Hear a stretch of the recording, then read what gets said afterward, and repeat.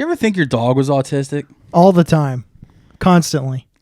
My dog does this thing. He goes up to like, whatever he's going to pee on, whether it be a, lamppost, fire hydrant, tree, bush. He walks to the left of it, smells around it, walks to the right, smells around it, scratches it twice, backs up, then does the left to right again, and then he goes up, scratches 3 more times, and then will lift his leg on it. Oh, it's a whole ritual. Yeah. So it's like those kids, they got to scratch their head, rub their stomach, and then they can finally brush their teeth. Type. Yeah. Yeah, it's like, what the fuck? Like, and if you, like, say, come on, during any of that process, he starts it over. Really? Oh. I always have to fucking get him going sometimes. Yeah. I'd be like, come on, dude. Because he gets distracted. He's stupid. He's dumb. Bad kid does that. He's a piece of shit. He's stupid. He doesn't know better. Yeah. So sometimes I'll have to beep his little collar, like, beep, beep, come on, buddy. Beep his collar? Yeah, he has a training collar for, like, hunting dogs. So that it doesn't shock him, does it? It can, but I never done it before. What's the beeping? It just simply beeps? It literally just goes beep, like when you hold the button. Oh. And they go like, huh? What? And then you're like, come on. And he listens and right away. Snaps him out of it. Yeah, exactly. Right, exactly that. And it also vibrates like a cell phone. I just kind of jerk the collar. I was like, come on, focus, Well, if he's attached to a leash, I understand.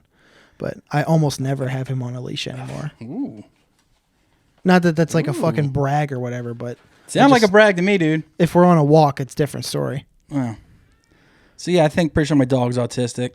And Does he get excited at fire trucks?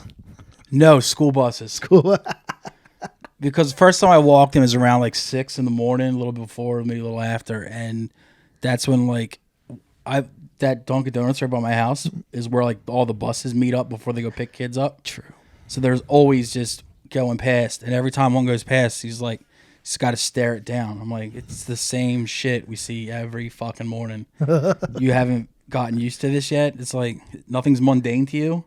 Nothing at all. It's just fresh and new. Don't you wish you could? I really do. You wish you could approach the world with that childlike wonder. Walk out your front door in the morning, it's like, oh, what's this? Oh shit! A school bus goes by. You're like, did you see that thing? It's yellow as shit.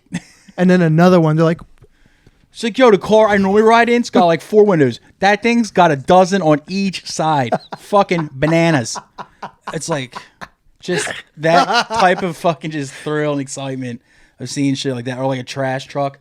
Oh, man, that thing sure is loud. And like, oh, what's that? Somebody got out of the back of it? What? Just like, That's something I was thinking about last week and the week before. I think my dog's racist. Yeah? Yeah. Which is... My dogs bark at people with beards. Yeah. I think Elliot's racist because whenever there's an Amazon delivery... He gets really upset. Oh, my dogs too, but it's an equal opportunity hate against Amazon, UPS, FedEx. USPS too. Yeah. Well, the Postal Service, if the guys drop off the mail, they'll bark at them. But if we're out walking and the mailman's out walking too, they get excited to see him because he gives them treats. Okay. I'm like, so wait, when you guys are behind glass, you hate this motherfucker. But when it's like, face to face, all of a sudden you're backing the fuck down. Like, yo, this dude's fucking good as shit to you guys. He gives you treats. He pets you. He knows your names. It's like we give him a Christmas card every year with pictures of the dogs. Yeah. He keeps it in his fucking little visor. He's the fucking man. I'm like, why are you barking at this dude? It's our homie. Man, I wish we had I miss the neighborhood I used to live in because we had, despite the fact that it was a pile of shit neighborhood, we had regular mail carriers and stuff. We get you get used to your people, but yeah. Like people, like you said, people learn your pets and stuff. Yeah. It's nice. This guy's good. We've had it for like 3 years. Lady we had before that would just walk past your house sometimes. And like every once in a while, okay, we just don't have mail today. No, it's bound to happen eventually. She would do it like at least once on a weekly basis. Sometimes we would have that too. I'd be like, it's pretty weird to have no mail. Yeah. Like there's always like a flyer or some jerk off that's trying to sell a house or some goonball shit like that. I don't fucking know. Weird credit card offer of something. Oh. There's always something. Speaking of goonballs, I fucking ran into this dude that I kind of came up with him. Like I've known him since I was probably about 20. and we used to go to shows together and shit. He lives like one neighborhood. He lived one neighborhood over, and like we hung out constantly, right? And then one day he just stopped like returning my phone calls, like canceling plans, like just wouldn't couldn't get a hold of him. Started getting weird, huh? Yeah, it got weird. Just kind of flaked out, and you're like, okay, I guess this guy just fucking hates me. But like, you go past his house and like he's there, and you just like go knock, I went to his house once just to give him his shit back. I was like, all right, this guy doesn't want to be pals with me anymore, but I'm not going to fucking just keep his shit because I had borrowed CDs from him and stuff like that. So I put on his stoop there, knocked, and kind of just fucked off. But he was like looking at me through the glass when I did this. Was this Jeremy Tingle by chance? It was very Tingle-esque, but it wasn't him. I don't want to give the guy's name out because I just fucking talked to him for the first time in about 7 years on Monday, so yesterday. And I was like, yo, man, I don't mean to like harp. It's good to see you again, but it's like, what the fuck happened, dude? You just all of a sudden treated me like I had the plague and shit. He's like, I was really fucking mad at you. I was like, well, over what? Ugh. He's like, you made my girlfriend laugh. I was like, what? What do you mean by that? And I was like, what girlfriend? I don't even remember the fucking name of the girlfriend, even though like. He's like, he was dating this girl. Can't give her name out, so we'll just call her Toonces. And he's like, yeah, Toonces, like, as soon as you would leave, like, a hang session at his house, if we were out eating or whatever, getting drinks or whatever like that, would just go on and on and on about how funny I am and just repeat shit I said, like, almost like ad nauseum. Mm. And I guess it made he got jealous at it because he thought his girlfriend wanted to fuck me. So he stopped talking to me. Jealousy. I was just like, yo, why wouldn't you just say that to me? And I would just, when the next time she's around, I'll either, just like do something completely awful so she hates me, or I just won't say anything. Like we can work around this and still be pals, like, holy shit, dude. We're grown-ups now. Yeah. But we were grown-ups then. Exactly. so what's your excuse? So I was like, it was good to see him again. I was like, yeah, I'm not. He's like, yeah, we should go out get some wings and some beers some night. And at first I was like, yeah, that sounds great. Now I'm just like, fuck that. It's like, I don't have time for that shit anymore. Then what happens if he gets another fucking girlfriend? I got to learn to not be charming. Sorry, I can't turn it off. It's my fucking X-Man power. It's the only fucking thing I have going for me. It's like I can use my good looks and, great personal hygiene and savvy haircut, so I got to be funny. So apparently I was making this fat girl he was dating fucking wet in the trousers, and he stopped hanging out with me because of it. You hate to see it. I was like... Especially from your grown-up friends. Oh, yeah. It makes me angry. Whatever. I hate petty beef like that. He had one of those weird caved-in chests anyway, so our friendship wasn't going to last. Birdman. Dude, he could eat he could eat cereal out of that shit. Ew. It was gnarly. Ew. I thought it was cool, to tell you the truth. I was like, that's a pretty fucking sweet gift, dude. So, the dream journal, dude. Yeah. Oh, wait, before I get on to that, I was like, I don't even remember what the hell I said to this girl to make her, that she's found so funny. And he's like, one time, the three of us were leaving my house, and it was during like a snowstorm, and I had said to him, who mows your lawn, Iceman? And what does that even mean? Right? It's a very specific Marvel Comics X-Men joke. It's fucking stupid as shit, right? But apparently, from then on, every single day, if there was snow on the ground, she would say that line to him. And I was like, why are you hating me for that? I said it once. Sounds like her. I said it once, dude. She said it numerous times. How am I the bad person in this? Yeah, she's the one who can't let a throwaway joke go. Yeah. Which also sucks. I hate when people do that. It's like, God damn it. You make a throwaway joke one time. Yeah, and then suddenly beat it to fucking death. God. I used to tag shit on gas pumps about our mutual friend John Hassan. It would just be like just dumb random shit about John, and I would just write it on gas pumps. And one of my wrote was off at the intersection of Kirkwood Highway and Limestone Road. I forget what it was then. I think it's a Shell station now. like caddy corner to where Wish Fist and McDonald's are.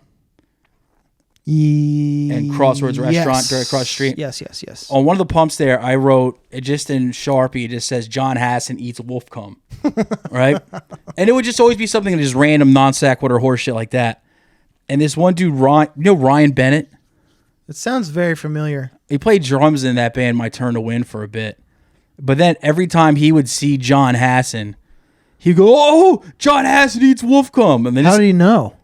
Because he had seen it. This is also a Facebook error, and I took a picture of it and put it on there. Okay. So he was just like, oh, John Hassan eats wolf cum. And like, John Hassan's like, he says it one more fucking time, I'm going to crease his jaw. I was like, I'm fucking sorry, dude. I was like, I'm fucking sorry. And he's like, no, dude, it was funny. Was being the operative word. Oh, fuck. Yo, can you hand me that shit? I just dropped it by your footsie. Ooh. Don't break my iPhone 6 with broken OtterBox. you finally get what you want. Now you got to get that new phone, dum-dum. Serves you right, you fuck. Yeah. Oh, so anyway, the Dream Journal. Normally it's just silly shit. I don't know what the fuck I was on. Yeah, as opposed last to what? week. But this is what I got out of it this week. And like I said, if this is for first time people that is this is shit I write down. I wake up in the middle of the night to pee or poop, and that's when I'm at my silliest. And it makes me laugh. I write it down on my little Dream Journal. I type it into my phone, and so I share it. Like I said, none of this is funny. But for last week, it was pissing out a live cricket. And I guess I was just going over my head what it'd be like to piss out a live cricket. Like it would just come out of your dick hole and just hop away. Would it chirp?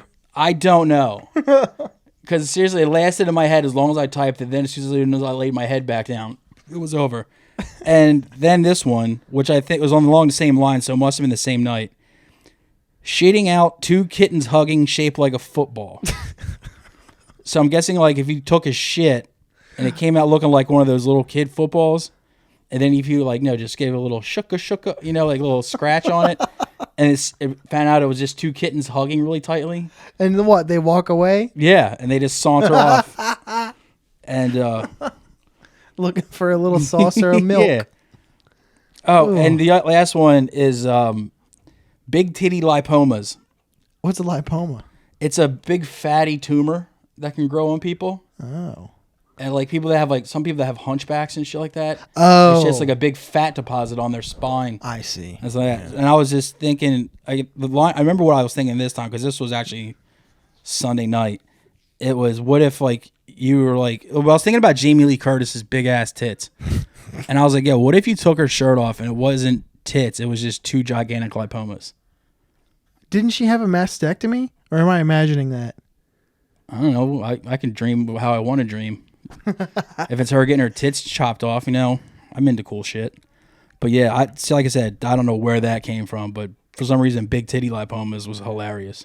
What the fuck was that movie she was in? Was it Richard Gere, or was it somebody else where she had to strip? Oh, fucking True Lies. True Lies. Yeah, because I definitely paused and cranked to that one. that was my Jamie Lee Curtis awakening. That film. I was like, oh, dude, there was one she did shortly after Halloween. It was called Trading Places, yeah. And she got completely shirtless in that one, and they were chilling. I was like, yo, yeah, I was like, is JLC hot? Yeah, Jamie Lee, yeah, she's a piece. She's low key, dude. She's low key like that. Even Freaky Friday. Yeah. Another Trading Places type of movie. This fucking non sequitur thing I wrote down. This has nothing to do with Dream Journal, but I was going past my alma mater yesterday. Yeah, yesterday. Thomas McCain High School, and it had like one of those signs out front. They're like the flash and the digital signs, with all this horse shit on it, and it said, "What a great day to be a Highlander." Highlander was our school's mascots, the McCain Highlanders. Yeah, and I was like, they need to dial back that energy. Like, I understand that kind of energy if it's like elementary school to middle school or before that, when little kids could still be excited about certain shit. But no one in high school is that excited to be there. No, I hated every day of high school. Even the kids that were good students, they weren't that excited. Like might not mind going to school every day. They'd be way more thrilled with a day off, though. But they weren't like, oh, fuck yeah, school, you know? So I was just thinking, like, you know, maybe like Thomas McCain High School needs to just dial it back just a little bit. Instead of like, you know, what a great day to be a Highlander. Just like, hey, man, thanks for coming in today. Yeah. Because someone hits you with that energy in high school, you're like, oh, yeah, sure, no problem, man. All right, I'll see you later. Yeah. You know, and everything's fine. Casual, even. But if someone's like, yo, this is a great day to be a Highlander, you're just going to fucking roll your eyes and, you know, like, what's so fucking great about it? Yeah. I got VD, you know, just... Go chase your school buses. Yeah, exactly. What the fuck, dude? I don't know. That was just dumb. I don't know why I was getting so upset about it, but I just think, you know, they should greet high school students with a high school energy. Yep. Yeah, 100%. Don't disturb the flow state. The school, it sucks already being there. And we don't need a digital sign. No. Nice analog panels. Yeah. Oh, like this is just a classic marquee with like the removable letters. Exactly what I'm thinking. Just like, you know, thanks for coming in today. By the way, there's a game Friday at this time. In service day next Tuesday. Yeah, you know, or don't forget to get this signed or whatever horse shit. Sure. Just greet them with the medium energy because none of them want to be there at fucking 7 o'clock in the morning. It's just like... No, it'd be sick if... What I think high schools should do is serve coffee. As a non-coffee drinker, I can't add to this. But I did know a couple of kids that drank coffee in high school. I started drinking coffee when I was like 11, dude. No, My dad got me onto that shit, dude. I can't stand it. Oh, I'd be dying of fire. But yeah, just like $1 a cup. Just there's nothing fancy. Just, you know, some Maxwell House or some Folgers. You know, just I would have been a way better student if I could have a cup of coffee in the morning. I'm sure some people could. Because I was that one kid bugging the kid that would drive me to school. Just like, yo, can we stop at Dunkin' Donuts, dude? I just want to get a cup of coffee. They're like, no, dude, we already left 20 minutes after we were supposed to be at school. I was like, all right, fine. Keep going. He's getting upset. Who's getting upset? Well, yeah, I just think they serve everything. Like, my school would serve, like, all kinds of sugary shit for lunch and stuff. That's true. You can get ice cream bars and shit like that. Yeah. I'm like, so why can't we just get, like, some fucking coffee? Like, I'm not like lattes and shit. Just straight up, you get regular or you get decaf, sugar and cream, and that's it. Mine all but had the drumsticks. They had the chocolate, the strawberry, and the orange. The orange creamsicle. Yeah. Yeah, those are fucking great. Everybody loved them. Yeah. And not to mention, yeah, you could get cookies or sometimes brownies from the snack line. Yeah. And yeah, that was like my main food group for a long time. Not to mention, one of your choices in line was chocolate milk. Yeah, not even to mention that. We had this weird, all day long. We had these weird things that what was an option for a drink. They were called Taz shakes. Taz as in the Tasmanian devil. And it came in a fucking little milk carton with Taz on it. And it was vanilla, chocolate, or strawberry. And it was just called a shake. And on the side, it said no dairy in this product. And there was also no expiration date on it and no list of ingredients or anything like that. So it was terrifying. Did I drink them? Yeah, I did. Yes, I did. But to this day, I have no idea what it is. Oh, that's what made you immune to COVID. I wasn't immune. I got that shit in fucking August. Those Taz shakes. Taz shakes, dude. And milk in them, those little breast implant bags. I remember those. You punch the bag. Yeah. Mm-hmm. We thought we were badasses if you bit the corner off and drank it like that. Like you were shotgunning a milk. Because nothing says badass like shotgunning fucking milk. And your friends are chug. Go. And you're like, I'm just drinking. He's like, did you see McGonagall in the cafeteria? Yeah. He took fucking 3 Chalkies to the face, dude. He was like, no one gives a shit. Well, personally, nothing makes me stop drinking faster than when some fucking wahoo starts going chug. I'm like, will you stop? Indeed. Jesus Christ. All right, we'll change subjects, you fucking dick. You fucking Jesus Christ, he dude. called us both zeros. the What fucking the fuck? peanut gallery over here. Yeah, go fuck yourself. Are you fucking assholes really talking about chocolate milk on your... Oh, Jesus Christ. Oh yes, we are, Ellie boy.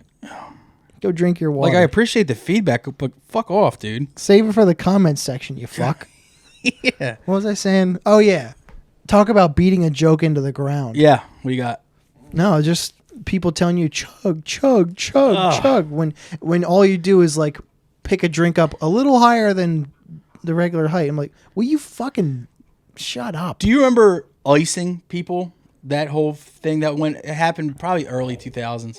And what it was is they would go up to people at a party and hand them a Smirnoff Ice. And you have to finish it, right? And you had to get down to one knee like you're proposing, and just fucking chug that thing till it was done. I remember the phenomenon because it was at the end, almost towards the end of my drinking. Yeah, I wasn't even drinking when this happened. I was still straight edge Oh well. for that 10-year gap that I was straight edge. But I had this one friend that would just get whatever drink he could find and go up to you and like say it was like a Snapple. It was like, you just got Snappled. And you're like, what the fuck are you talking about? He's like, he's like, you got to chug it, dude. You got to chug it. I'm like, no, I don't. I sure don't. I don't. By you and what army? It's like, dude, like, first off, we're in our 20s. Like, stop it. I don't see a crown on your head, Yeah. sire. Yeah, it's like, dude, no, I'm not doing that. It's like Snapples are made to be savored or boofed. You're like, you don't fucking chug a lug on a Snapple, dude. No, you enjoy it, especially a peach. Any drink was just like, you just got Liptoned. Like, No, I didn't. just like, no, you just decided this is a thing, and no one's going to do it.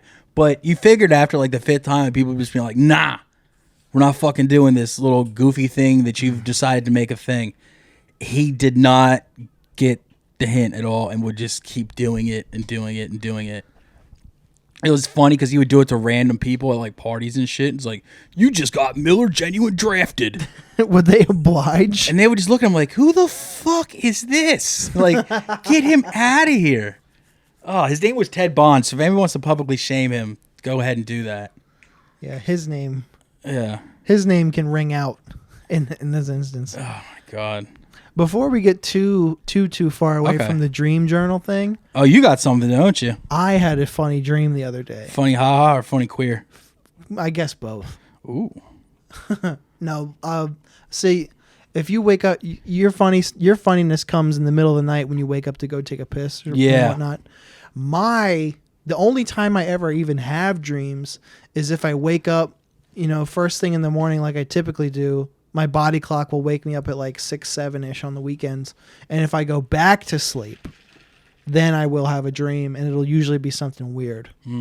So the other day, I did that very thing. I woke up at probably 6:30, took him out, whatever, and I went back to sleep, and I had this dream that Mel and I were walking. It wasn't like a state fair, but it was like a day of activities in like a small town. Okay. Like much like a Newark day or Newark Like you were night. antiquing in Cape Cod. Sure. Yeah. Very much so. And it was in her area in Bel Air, her main street, not mine. Oh, I actually know that main street. Yeah, so Pretty sick. imagine there's people on the streets and there's vendors and whatnot. We walked around this corner, and there was a local politician woman standing in front of a group giving some sort of campaign speech, I suppose, like to her constituents. And we're like, we'll sit down and listen to somebody talk. Why not? Right. So we notice that there's 2 chairs open in the front row. So we walked around all these people, and we sat in these chairs in the front row. And she's up there much like this, just yammering on in her microphone. And she reached down to get something out of a box by her podium or something. And I saw Mel go like this and check out her ass when she bent over. Nice. And Mel looked at me and goes like that and gave me like a nod, like a nice one. Yeah, this alderman is caked up. Exactly. So she finishes her sentence, and then the woman giving the speech called Mel out on the microphone.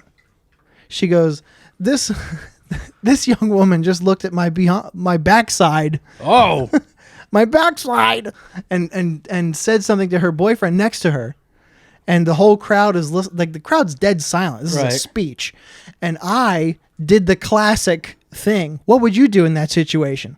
What would I do in that situation? I'll tell you what you do. You gaslight. I said, no, she didn't.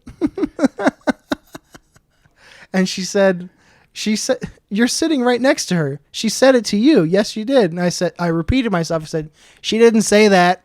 That didn't happen. She was talking about something we were talking about before. I didn't even make up an excuse. I simply was saying it didn't happen. So then the politician lady doubled down, and she tried to make light of the situation and make a little joke, but she bombed and nobody laughed. And then I was like, lady, you're losing them. And people started to get up and leave. Jesus. People started to get up and leave because she was bombing so bad. And then I was like, we should go. This stinks. And me and Mel got up, and then like almost half the crowd followed us, and everybody left. It'd been great if Mel turned around and just gave her a wink. If only I would have slept long enough to see that. I probably would have stammered out something like, yeah, she did, and she said A+, so congratulations with that, lady. You got our vote in the Tookus department. Ugh. Did you call Mel and tell her as soon as you woke up? She was next to me. I woke her. When she woke. You woke her up out of a nice sleep. Guess what you did, you fucking pervert. It was so funny. When she woke up, I told her, and we laughed about it. Ugh. And she's a girl, so she always has stupid, depressing dreams. And I'm like, oh, God. wait to get a load of this one. Wait. I think I said, wait till I tell you what you did in my dream.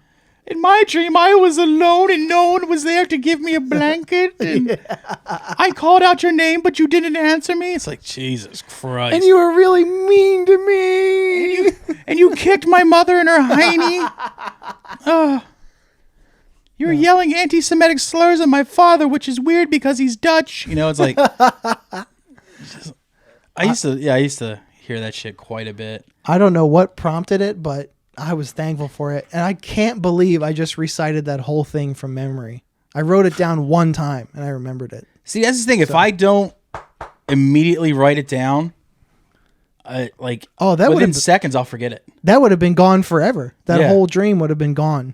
Like, because I'll wake up from dreams that are just absolutely batshit absurd. Me too. And just be like, you know those ones where you wake up and for the first, 15 seconds you're awake, you think it's reality. You're just like... oh my God, oh shit, I gotta go to school or whatever. You know, all of a sudden, then you're like, oh, wait a second, what the fuck?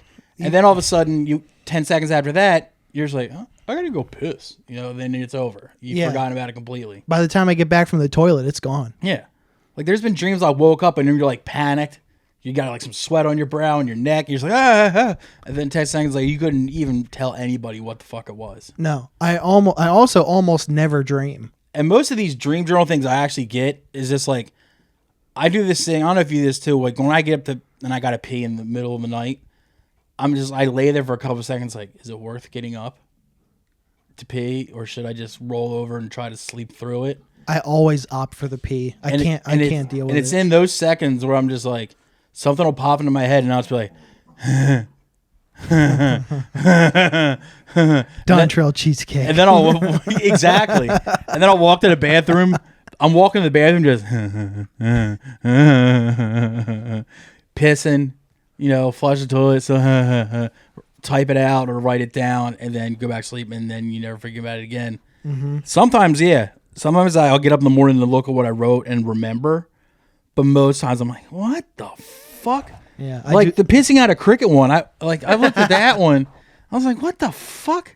Did I have garlic before I went to sleep or something? Why am I dreaming fucked up shit?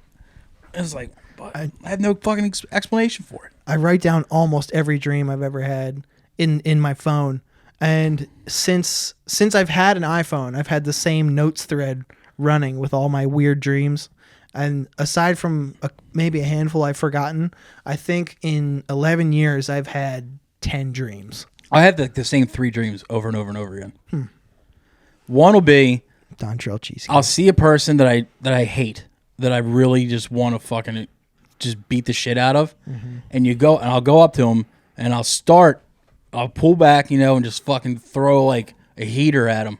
and it'll land like a butterfly queef. And it's just nothing, right? You have the weak fighting dream? And then you're like, you keep trying to go, but like your hands just either move too slow, or when they do, they go fast, but when they land, they hit like, a fucking feather. Mm-hmm. And, or I'll have these dreams where I'm like, some girl like I want to fucking hook up with will be like, "Hey, come over here and I'll fuck you." And all of a sudden, like, say you just got to cross it like a room. Every obstacle in the world will come in right in front of you, and then you spent like the rest of your time sleeping trying to get across to that room, and then you wake up before you get to the other side. Or I'm late for work and everything in the world is in the way of me getting to work. That shit. And then the other one I commonly have is I have stealing dreams. Like I said before, I love comics. I'll go into like a comic book store and there'll be nobody there. Every single thing I've ever wanted is on the wall, in the racks, right there, and no one is around.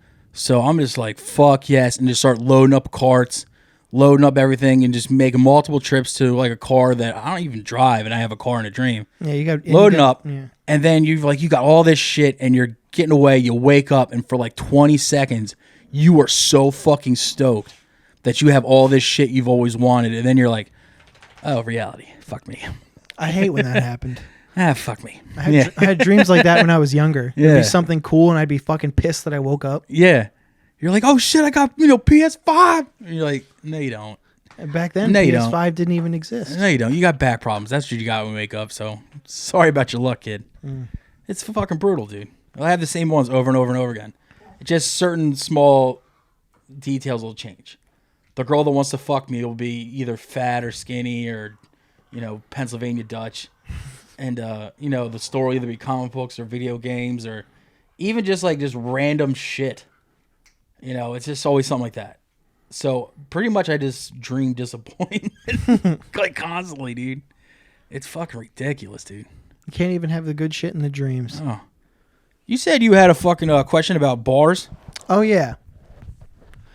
Since we're in this wonderful holiday season, if you will, I forgot to bring this up last week with the pod with all the drinkers together. Yeah. But because I feel like you guys can have some insight to this. Like, what the fuck? I'll do my best. Is the appeal to going out to a bar like the eve of Thanksgiving?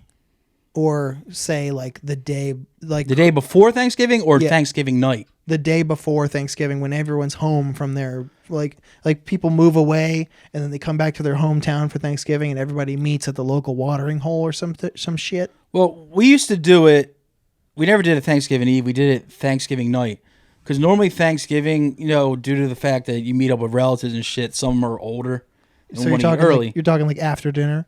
Yeah, so like you sometimes like on Thanksgiving, I don't know about you guys, but sometimes we would be sitting down to eat at like 3. Yeah, same. So then like 6 o'clock rolls around, you've eaten, you said your goodbyes and you're home. So what the fuck do you do? And all your buddies who have since moved out of town or went away to college or fucking become Hare Krishnas or whatever, they're back around and they're like, yo, I'm in town. Do you want to get up? And you'll try to get like plan ahead like a couple days before Thanksgiving. It's like, here's all who's gonna be in town. Let's get a text thread going. We'll all meet up and go out after our parents and family are done with us. And the reason you go to, I'll always go local watering hole and always go to a shitty dive bar because some of us are doing better than others. Sure, fair. And as one of the people that's on the lower end of that spectrum and many other spectrums is, it's because it's always goes to a local dive because it's local, so no one has to drive far. Yeah. So this is horrible to say. So if we got a drunk drive, you only got to go like a mile or two. And it's at a place where everybody, no matter what decisions you made in life, can afford it. And the reason you do it, that instead of like going out to dinner with those friends like the night before, is because you find out like a lot of your friends once they move away, you don't have much in common anymore. Like they'll have a family and you don't. They'll have like this high end crazy job and you're just a putz. So alcohol helps fill in the conversation. Dive bars normally always have some squirrely shit going on for you to distract yourselves. And it's just, and then you just know you can be as obnoxious as you want because this person's going back to the real life, in a couple days, in a couple days, and you'll won't see him again until the next Thanksgiving, till Christmas time. Yeah, something. So yeah, that's always what we always did that. But wouldn't they get fucking like extra slammed on the holidays and be like a nightmare to get into? Like, would they be too crowded? Like, absolutely not, because that's a young person's game. Okay. Like, I've reached the point where I'm kind of too old for it, and I'm 43. So this is shit we would do in like our late 20s, early 30s, and shit like that. It was as high as you went, and you would come out, and it would be like normally you'd find another reason you pick the local shitty dive bar is because it's not going to be crowded. And the people that are there are probably other dickheads you knew from school or past jobs that are in there doing the same thing you are. So there's rarely a problem. Like, there's rarely like a townie you got to get in a fight with.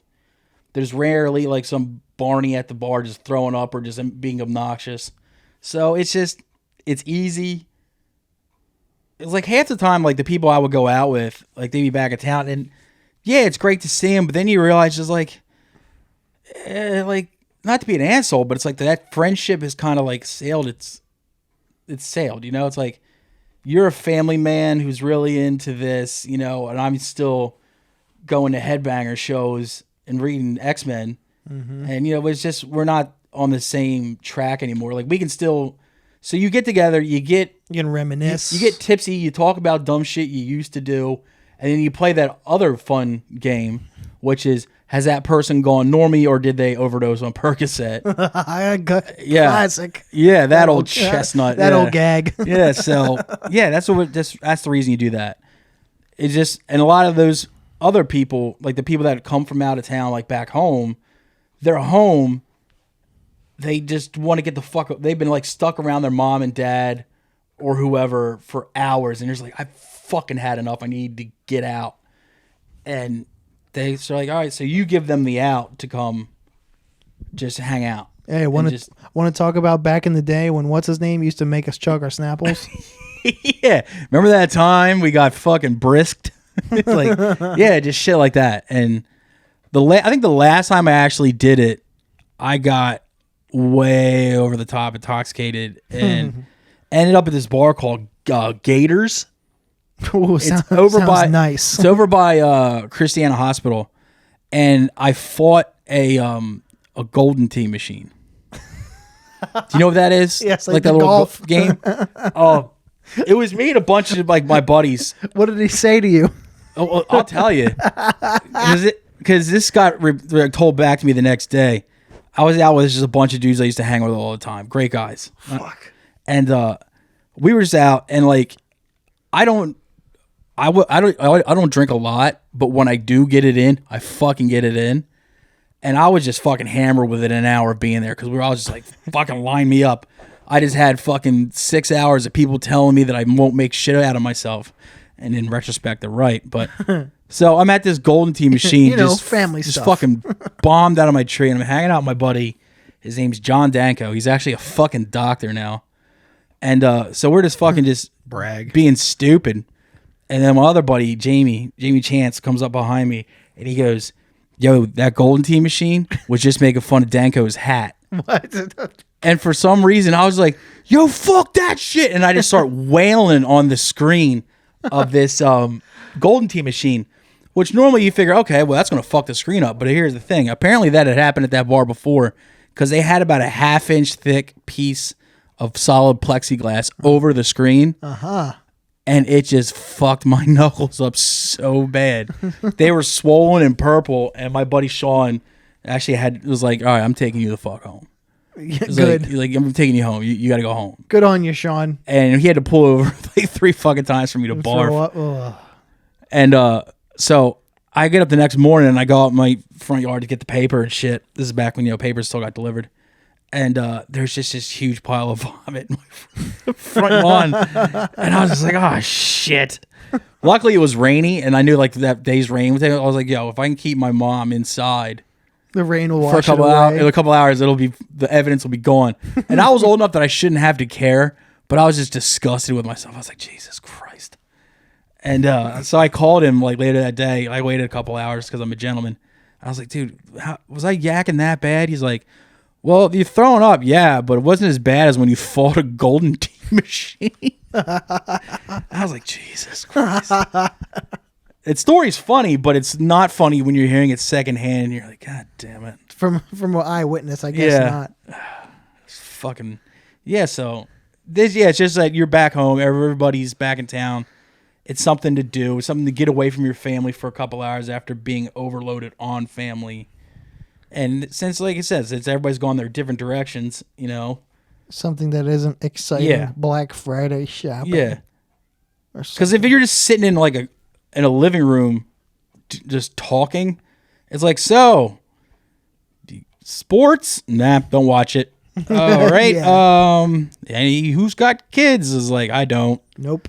Alrighty, you know, or is that like a bar? You're like, I'm gonna go get another drink, or I'm gonna go smoke a cigarette, or I'm gonna go do this. You're like, all right, and then you're like, then you come back, you're like, you remember that time you told everybody you killed a deer, you know, and like that shit, and yeah, and you went on the like there's still certain friends like when they're in town for Thanksgiving, like I'll hit them up, but it's people like they've moved away, but I still talk to them daily, text message and shit, but it's a lot less than it used to be. Yeah. It's gone from about like 10 people to 2. You know, I admit I have no ill will to those other people, but it's just like, you know, they made something of themselves and I'm still just a fucking jerk off. Yeah, they didn't get trapped here. Yeah, you're like, oh, you're still playing shows and going to shows and stuff? I'm like, yeah. They're like, oh, You know, you're just like, all right. As pejorative as possible, too. They're like, yeah. You still playing your little bands? Yeah, you know, the same shit you used to do 6 years ago? Fucking turd. Yeah. Fuck you. As if they've never been to a show before or didn't participate themselves. How about that show you went to you and I went to, I actually played at that skate park. Yeah. That dude, Jamie, I was just telling you, when he told me that the Golden Tea machine was talking shit, he was there. Oh. He showed up. I walk in, I look at the half pipe, and he's just sitting there. He's like, what's up, man? I'm like, the fuck? Like, I hadn't seen the guy in like 6 years. I'm like, what are you doing here? He's like, oh, I live in Ambler now. I was going to say, that show was way up there. Yeah. I was like, oh, sick. And I went to that brewery next door with him, had a couple drinks. It was funny because he still listens to metal and shit. He just doesn't have to go to show because he has little kids. But he still listens to the music and still loves the music. He's like, yeah, I saw you were playing and I wanted to come see you and see your band because I like your band. I was like, so that was fine. But we're sitting at the bar and I'm just talking to him and shit. I was like, oh, so how's your dad? He's like, he's dead. Oh. I was like, fuck. I was like, how's this person? They're dead. I was like, oh, shit. Oh, fuck. And like the highlight was, I was like, how's your mom? Because his mom was always really nice to me. He's like, oh, she's gone full Trump. Like full... alt-right. I was like, yo, my dad too. He's like, yo, Big Denny went though. I'm like, yeah, dude. And then all right, there was a bonding moment. But I was like, I had to get myself out of every person I asked him about is deceased. I was like, Jesus Christ, I felt horrible. I hate when that happens. I was just stepping on my dick over and over and fucking over. And I was like, oh, yeah, so this is the first time I've seen you in 6 years, and I'm really happy to see you and catch up. And all I keep doing is reminding you of what you've lost in that time. Just bringing up the dead. Oh, fuck, dude. I feel like a piece of shit. More so than usual. I mean, you don't know, so who's to say? Fucking Christ, dude. It was pretty fucking ridiculous. Oh, what's going on in the news, dude? Oh, yeah, I got some news stories. So. Oh. This one has a color printout. Yeah. I like where this is going. I printed it at work, so, use the good paper. Hey, yo, fuck their cyan. So, we talked about Trump last week with the Kanye shit. Donnie. Oh, Donnie. He doesn't stop delivering. Neither does Kanye. You know? So... He's doubling down to terminate the Constitution in a furious all caps Truth Social post. Truth Social, he posted, I'm going to eliminate the Constitution. If he's elected, he's going to eliminate the Constitution. Yo, say what you want about Big T. That's a ballsy ass fucking statement. The world is laughing at the United States of America and its corrupt and rigged presidential election of 2020. Followed it up in all caps, of course. Unprecedented fraud requires unprecedented cure! Exclamation point. Cure. That sounds sketchy as fuck. Sounds like a Also, no one outside of the United States, maybe Canada or Mexico, is saying shit about that election. Not once. No. I don't think they like no one in Laos is like, yo, remember when they stole the election in America? Because everyone's like, no one fucking cares. No, I'm farming right now. I have a harvest I need to tend to. I don't care. It's like, do they still make M&Ms? That's all I care about from the United States. And they're like, what's an M&M?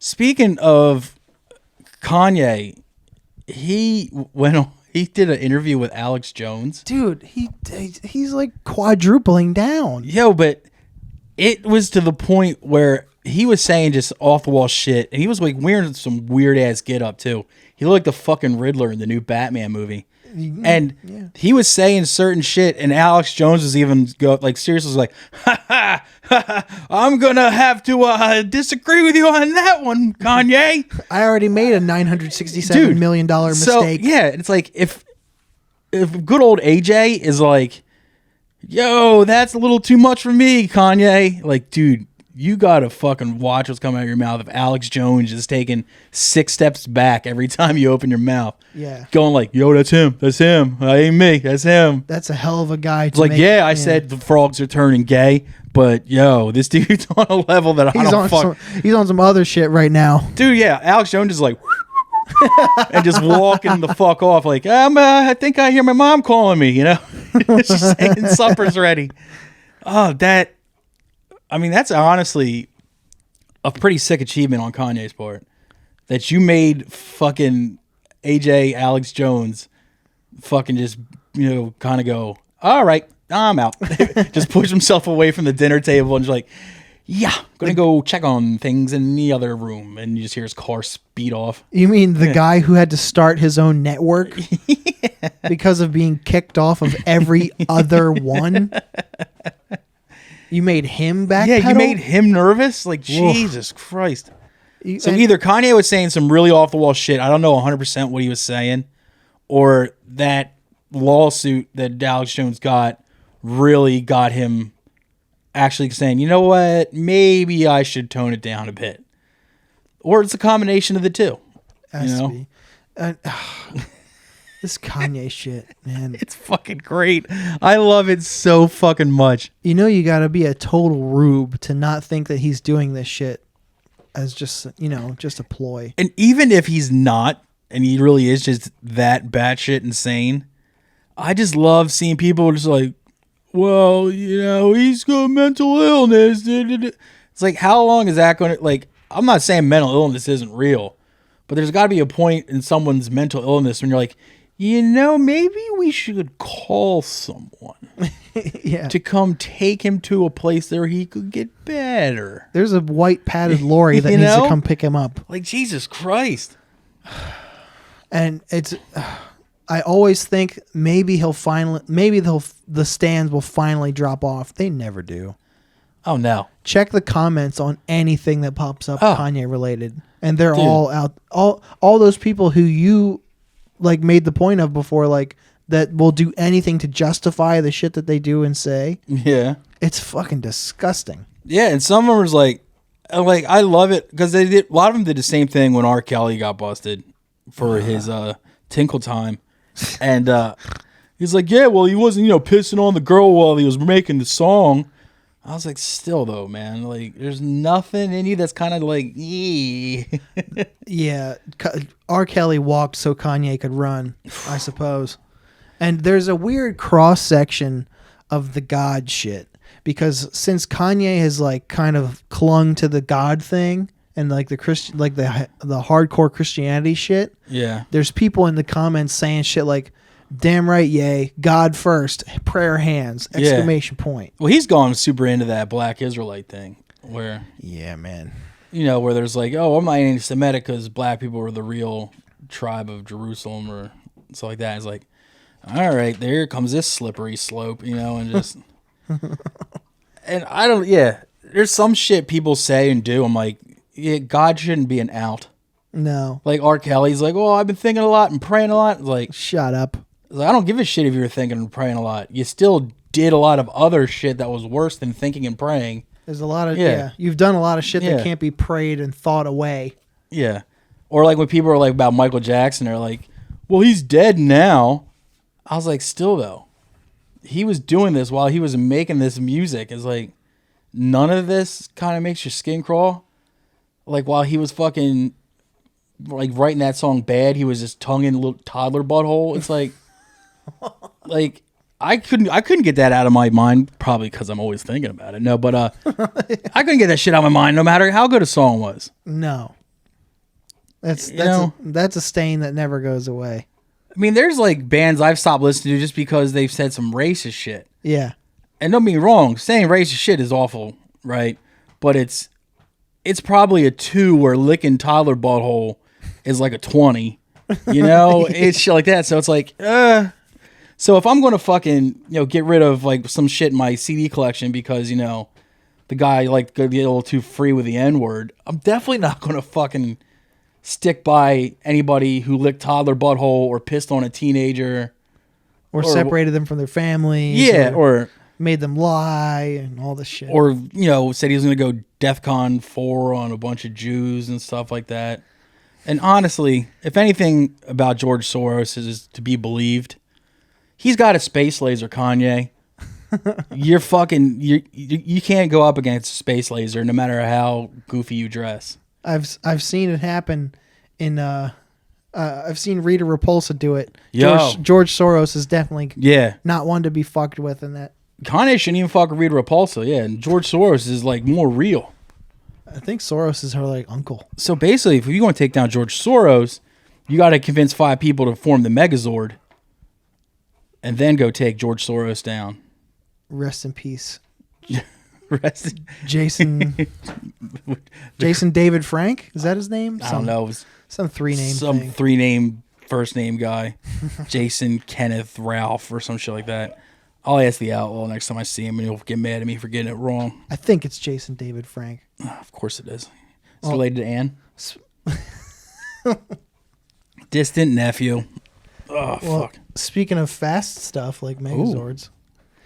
So you know how people have been like protesting shit like climate change lately? Yes. They've been doing crazier and crazier shit.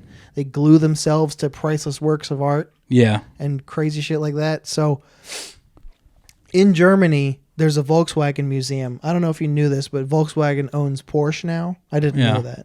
So some protesters, a relentless outfit called Just Stop Oil in the UK, they've been creating disruptions all over the place, like even at the Grand Prix.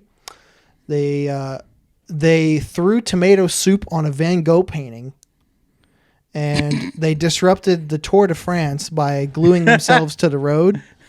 So here's the good part.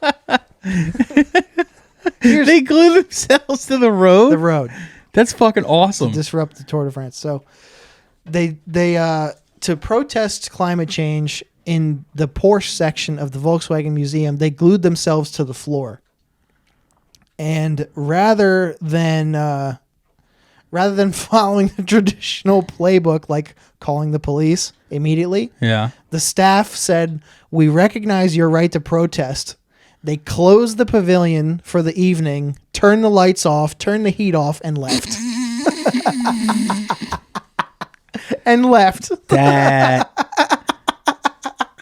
That is fucking hysterical. So they were left there overnight. Because let's be honest, how much do you think the Porsche Museum is really pulling in on a day-to-day basis? Like, did they do it on like a Saturday, or did they do it on like a Tuesday? I don't know. So it's like, there's some fucking smart ass like managers like, I'm not getting paid enough for this shit. Fuck it, it's Tuesday. We don't make that much money tonight. Well, let's wrap it up. Where was this again? Germany. So he was just like, hey, yo, Franz, man, just kill the fucking lights. Yeah. Turn the heat off. Turn the heat off. Yeah, man, we got fucking budget at the end of the month, dude. We can't be fucking around with that. He's like, yo, what about these dudes glued to the fucking floor? He's like, that's their fucking problem. They're protesting. And then he just fucking... I recognize their right to protest. Yeah. I just want to be the guy that came and opened up in the morning. It's like, rise and shine, you know, just like... Here's the thing. The only people who saw them were the periodical security guards on patrol with their bright torches, as they call them. They would see them, be like, well, still there, huh? Just walk past. He's like, dude, like, what's up with these fucking guys? He's like, oh, dude, they glue themselves to the floor earlier in the day. I would kill to be the trainee.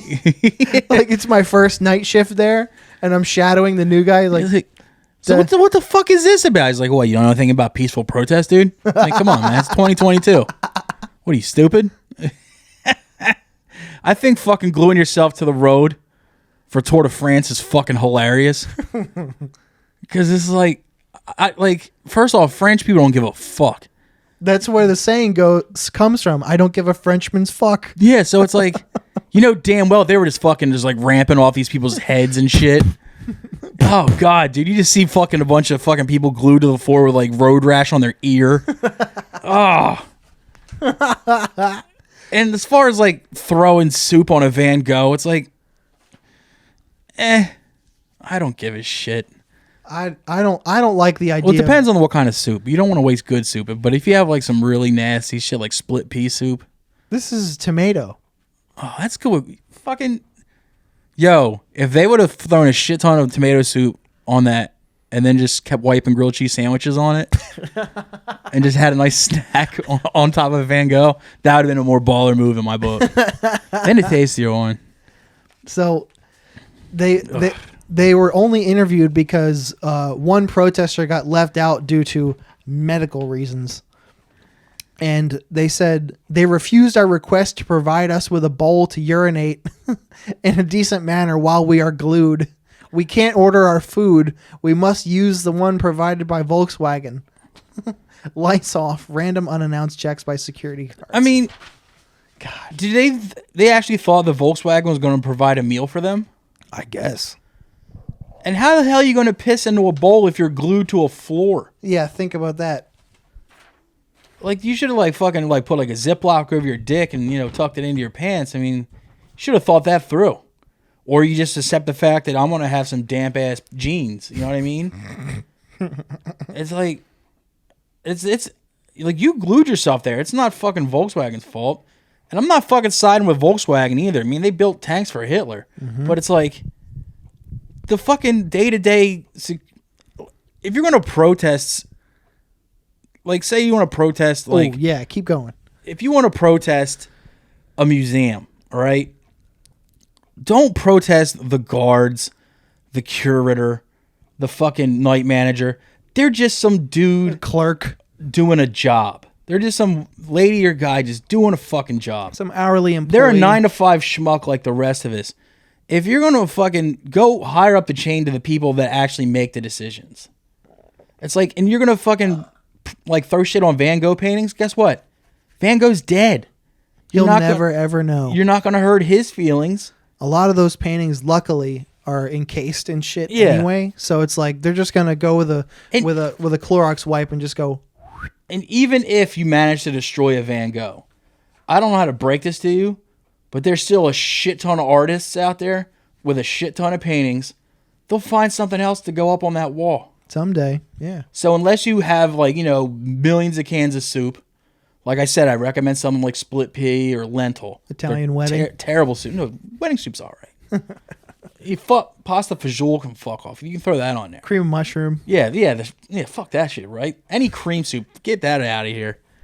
But if we're talking chicken noodle, jambalaya, I don't think so. Or a nice gumbo. Yeah. Yeah, I would, if I was there, I would just be like, yo, got any like steak rolls so I can sop some of this shit up? Like, I don't understand people like, yeah, we're going to take it out on like some museum guards. Like, why? Like, what are you doing? Why? Like, go further up the chain. Go to the people that are really fucking shit up and making things bad. Yeah, you really want to make some noise? Go do it. Don't do it. You want to be mad at millionaires? Don't take it out on their gardener. Yeah. You know, it's like, don't take it out on the guy that delivers shit to their house. Yeah. Protest cooler. Yeah, do something. I got one more story. Oh. try and guess where this is from based off the headline. Florida. Ding. Florida man had sex with dog in front of people, damaged church property and mailbox. While fucking? While Clearwater, Florida, a man had sex with a golden doodle in front of adults and a child.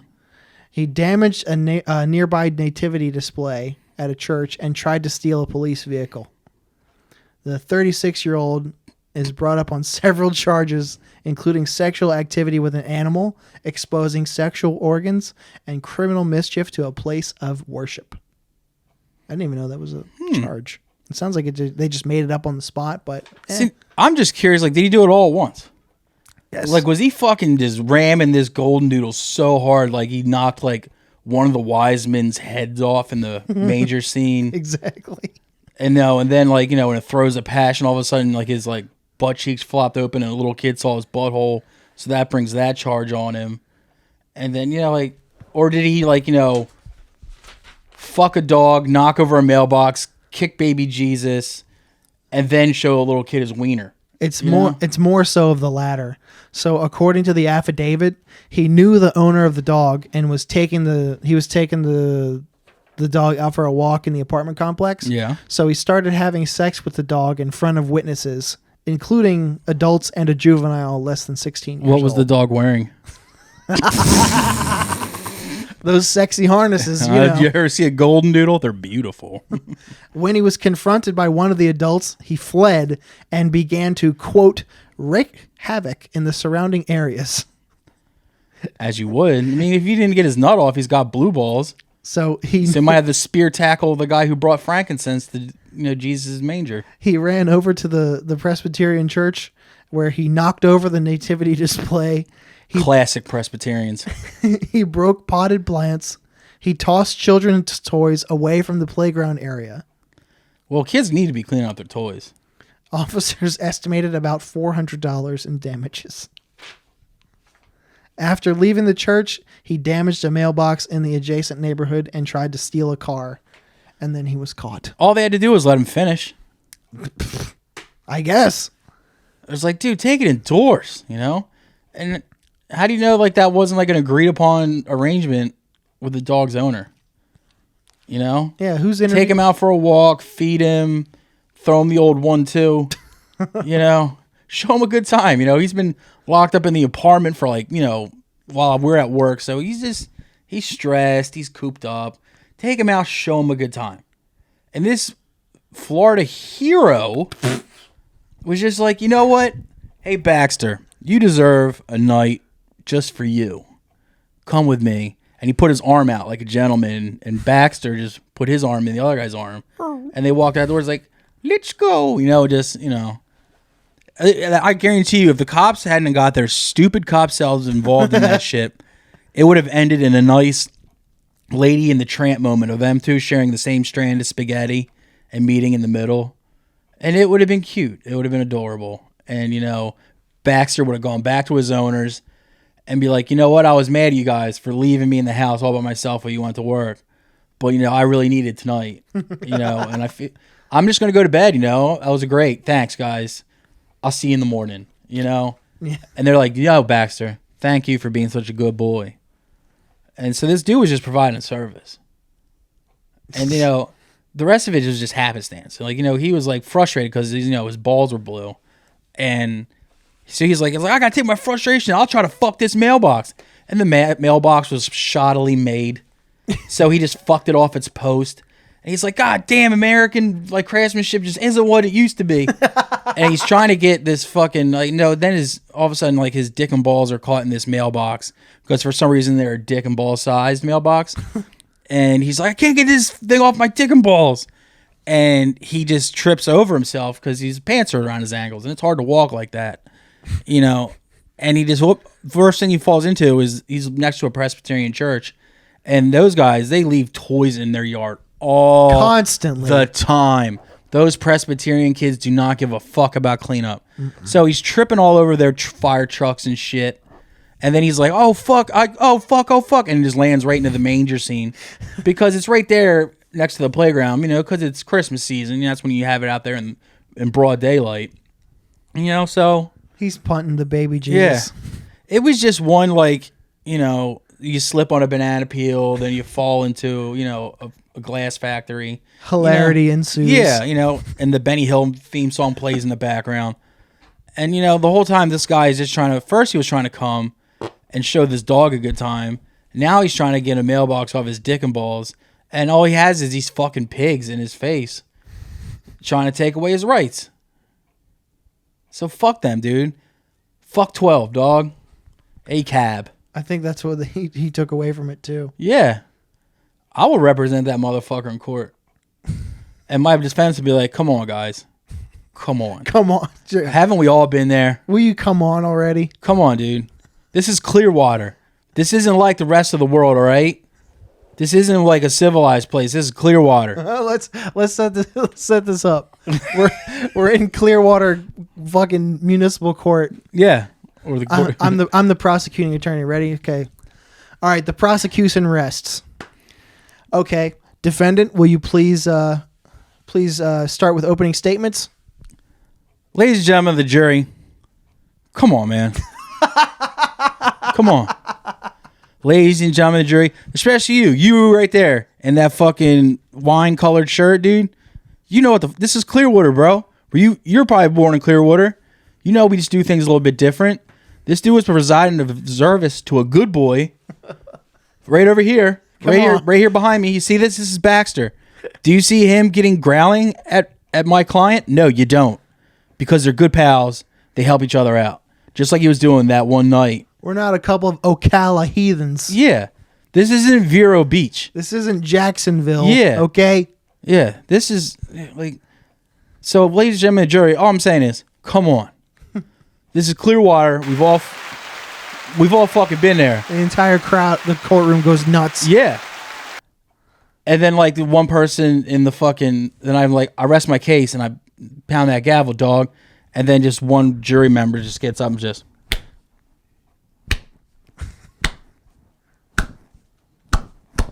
And just the fucking just roar of applause. And the judge is just like, he's right. Clearwater. So I give you a Clearwater sentence of, you got to go down to Taco Bell and get me a Mexican pizza and bring it back. And then we're cool. So then they take the shackles off the guy. He goes down to the Taco Bell, gets Mexican pizza and nacho fries because he's a good dude like that. Did he get the nacho fry box? No, dude. He's not a fucking rich man. Oh, okay. He makes his money taking dogs out on dates. So he gets the nacho fries and the Mexican pizza for the judge. And the judge is like, oh, shit. You know what? You don't even get probation, dude.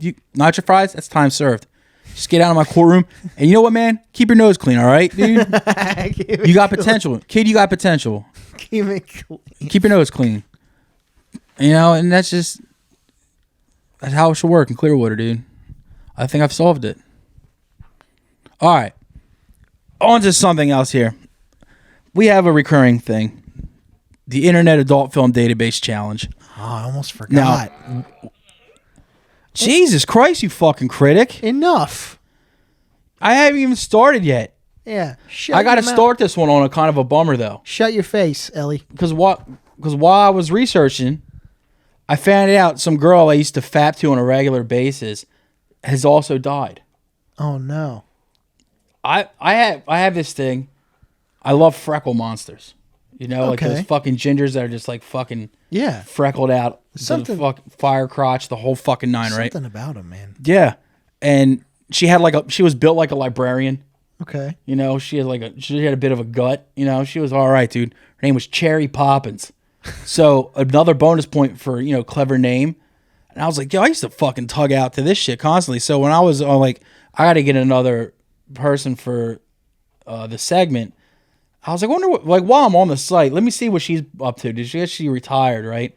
Turns out she died of a cocaine overdose in 2018. And now, so, if any of her family members are listening, which I'm sure they are, because we're really good at this, and this is a huge podcast. We're international. Yeah, dude. So to the Poppins family, I'm sure that's your real last name.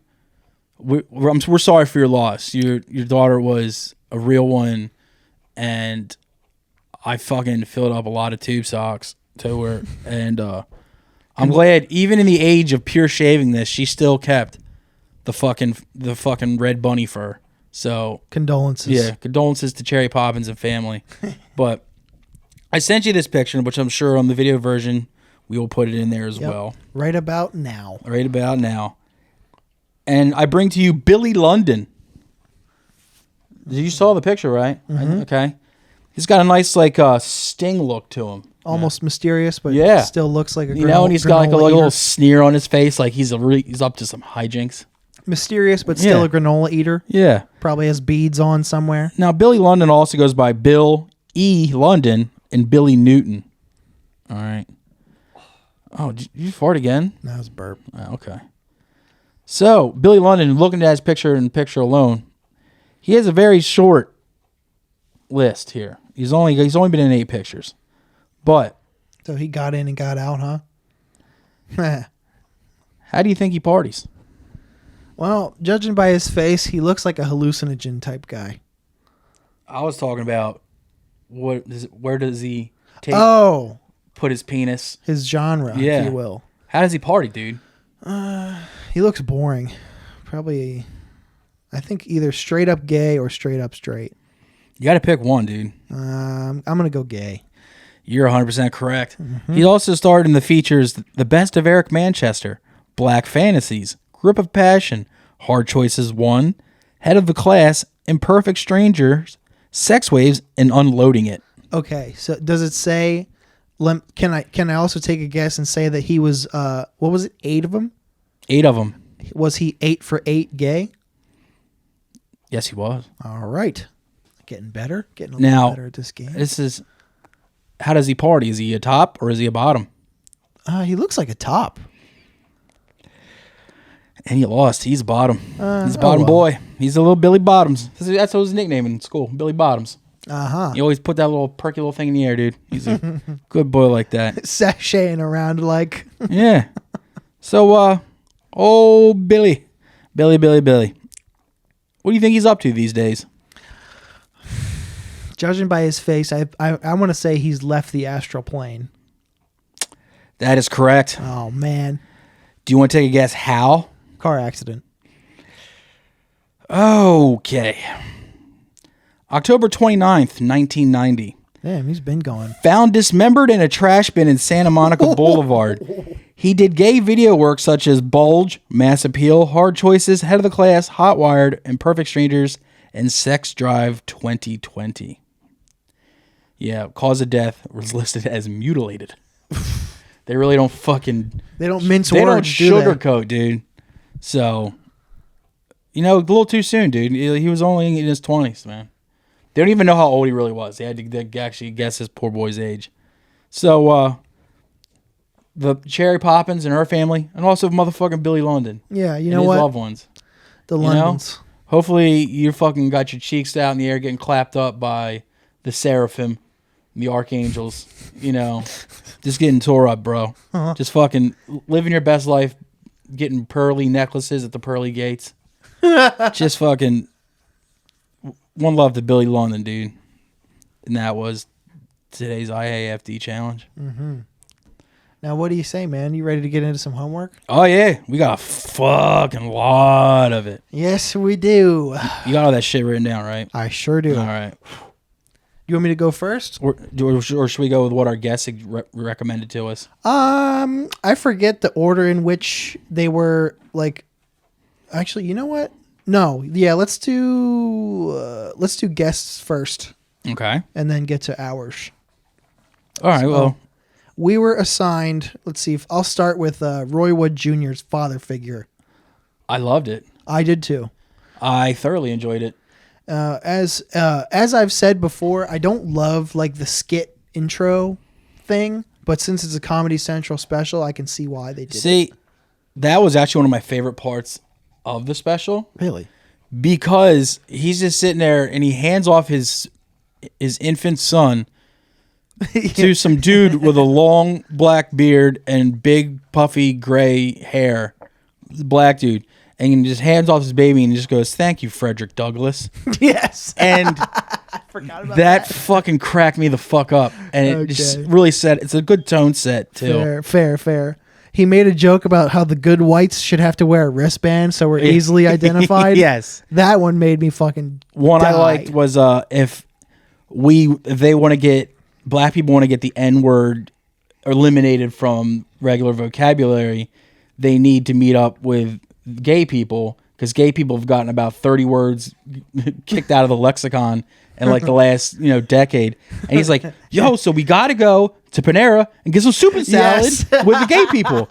It's like, because that's the only way you're going to solve racism is over soup and salad. And it's the way he kept saying soup and salad was just fucking killing me. Dude, and that special fucking ruled. The joke about the white guy working at the Black History Museum.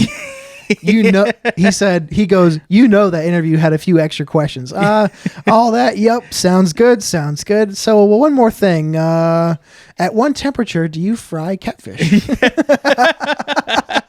That was fucking great. That one kicked my ass. One thing I loved about the special too is that he delivered callbacks and like a joke I would use as a closer like every 20 minutes. Yeah.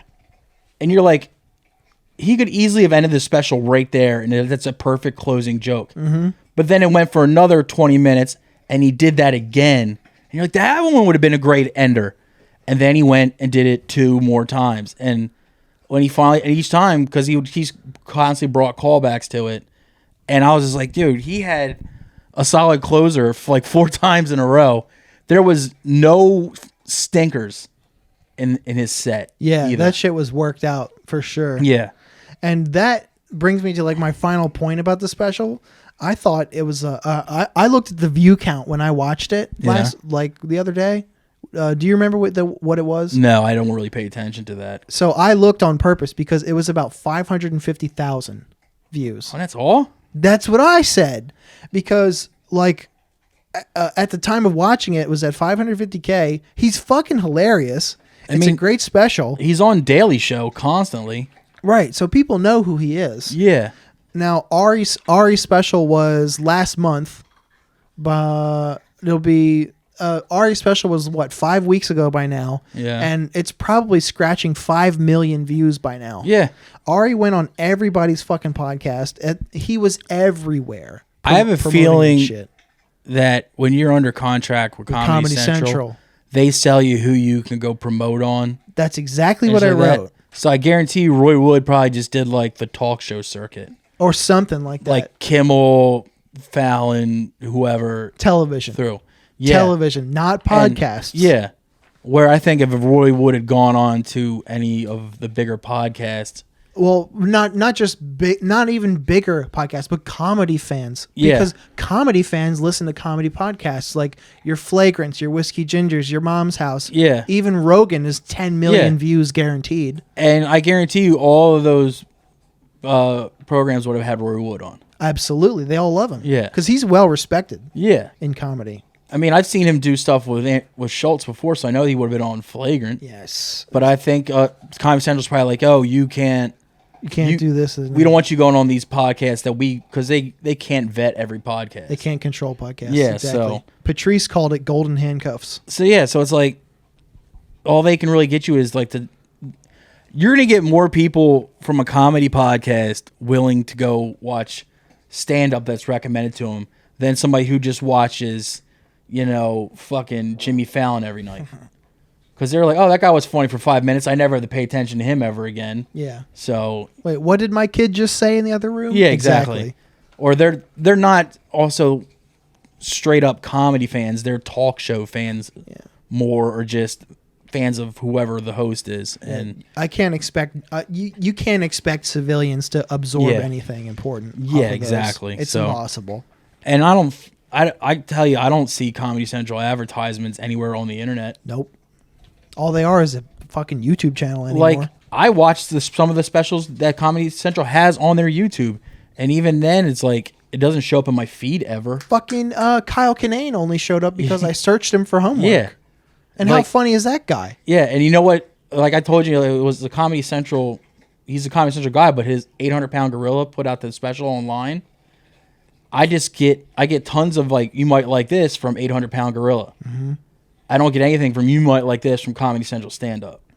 Yeah. And that's just a fucking crime. Yeah. I think if he had picked a different avenue for his special, even if it was like something like Netflix, Stars, HBO Max, fucking Cinemax. Fuck that. I don't know. YouTube, dude. YouTube is clearly the move. Yeah, but I think he's under some contracts that he's got to do. He's got to be.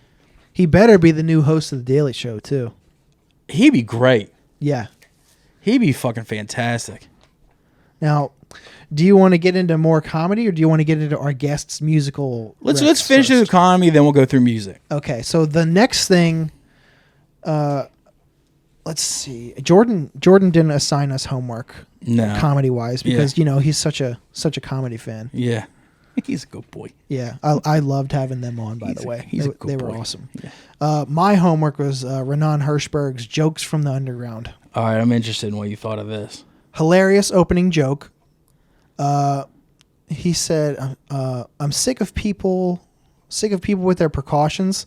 I was about to have sex, not to brag, but right before the girl was like, 'I'm not vaccinated,' so I stormed out of there so quickly. The next morning, I was out of there." Yeah, yeah. Fucking love that. He's like, joke. "Yeah, I woke up, we fucked one more time, and then had a nice breakfast, and then I stormed right out of there." Yeah. And he told one of my favorite jokes I've ever heard about the Jimmy Fallon blackface thing. That is one of the best jokes I've ever heard. Don't even repeat it because you won't be able to do it justice. I almost remember it, but since I don't, I won't. It is. If that you follow joke. Ronan Hirschberg on Instagram, it's one of his clips up. But yeah. That's legit one of the funniest jokes I've ever heard. Yeah. It was a great misdirect. Yep. It was fucking funny. I loved that fucking special. Yeah. And after I saw him feature for Whitney Cummings about a year and a half ago, and I can't wait to see him again.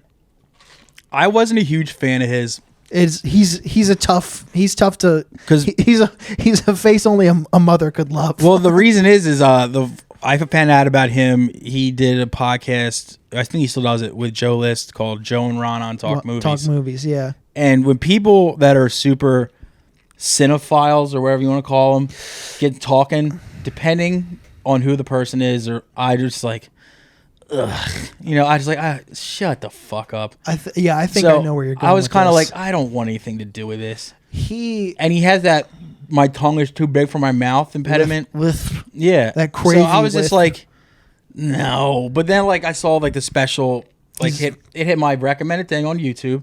I was like, fuck it. I'll give him 10 minutes to see what was good. That first 10 minutes was good, too. Yeah, so I was just like, because like all the other shit I was trying to like check out just wasn't good. And I was like, I'll give him 10 minutes.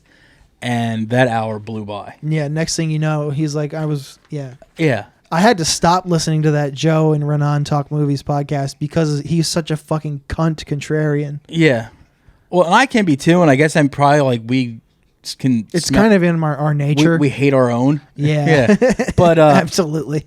But yeah, just like that, I had to stop that special a few times because I was laughing so hard that I was laughing through the next joke. Yeah. So I had to keep stopping it, backing it up, stopping it, backing it up. And when I listened through a second time this week, I actually caught shit that I had missed because I like through the whole thing. Yeah. Yeah, it's a great special. I'll come back to it sometime too because I was like folding laundry or something and I had to keep pausing it. Yeah. Same thing. Yeah. No, because there's no space between the jokes. Yeah, it's. I think he filmed it at the Cellar. Yeah, it's at the Cellar. So he had to fucking bang those jokes out. It was one of my favorite things ever. It's nearly not the funniest thing he says, but for some reason it had me going for a while. Was when he's like, I was just fucking this chick just the other 11 years ago. It fucked me up so bad. I was just like, all right, this guy's great. The way he slides it in on the end like that too is masterful. Like I stormed out of there the next morning. And he actually goes and starts like, so I got pegged by my girlfriend. And I was just like, all right, where's he going with this? Just like, I found out that a finger is actually the exact right size. Perfect size, yeah. Oh, God. No, yeah, it was great. Yeah, I'll definitely come back to it. That was a good one. What the hell did you assign me? Mateo Lane. Mateo Lane, the advice special. I actually watched it yesterday, so it would be nice and fresh in my mind. I took notes. It's damn good. I might watch it again. I watched it in the living room the other took day. Notes, dude. Well, I was almost giving you a play-by-play, then I was like, no, I got to save this shit. Mm-hmm. But I got one bad thing to say about it. At the end of the special, it said starring Mateo Lane, right? Yeah, sure. But it said staring instead of starring, and for some reason I saw that too. I forgot fucking about that. Bugged the shit out of me. I was like, God damn it! And then that he brought that friend of his on stage for like a 2-second story. Nick something, and it said starring Nick Smith. I'm like, staring Nick Smith. I'm like, come on, man. But the phrase "he's as gay as a picnic basket" fucking got me. Oh, and the one lady asked him for advice, and the advice was like, my husband doesn't fuck me anymore. And he said something like, people don't really do that, once they're married. And he said something about like, your husband's out doing, like, he's out fucking men, or he's out doing something. He's like, what did he tell you? Having sex with your loved ones after marriage is about as real as a vampire. And yeah, it was funny as shit. And just some of I wouldn't have the balls to yell out some of the shit people were saying to him, like their situations. One of the things I thought was funny was there was a lady talking about how to serve divorce papers to her husband. She's like, yeah, we're separated. We don't live together anymore, blah, blah, blah. And just some dude in the back's like, how you doing? I remember that. And I was like, yo, that guy deserves a credit. That was fucking genius. How you doing? He's like, how you doing?